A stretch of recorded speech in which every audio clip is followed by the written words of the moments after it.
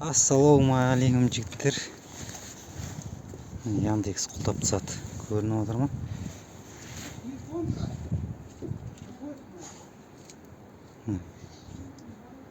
Біткен Яндексің, короче. Материксмен не жоқ.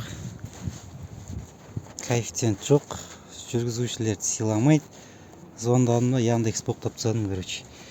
Неге? Себебі 10 минут, 8 минут күтесің, короче, клиентті. Ол атмен жасамаса 8 минут күтуге міндеттісің. Сен атмен жасау үшін өзің жүріп кетіп қалсаң, нең түсіріп тастайды. Рейтингің бәрі қатып қалыпты. Сол себепті звондап тоқтадым, короче. Бұрын 7 минут еді, не үшін 8 минут? Не деген сыйламаушылық бұл жүргізушілерді. Тоқсан сұға береді, короче. Құлтап тастады. Бір есік жабылса, екінші есік ашылады, Құдай қаласа. Басқа тірлік істейміз. Иә, түсінемін, менде машинам кредитте, бәрімізде кредитте, күн көру керек дегендей. Бірақ Яндекске қарап қалған жоқпыз. Әрекет жасасақ Құдай береді. Короче, бәрін алып тастаймын қазір. Короче, міне жігіттер, алып тастадым.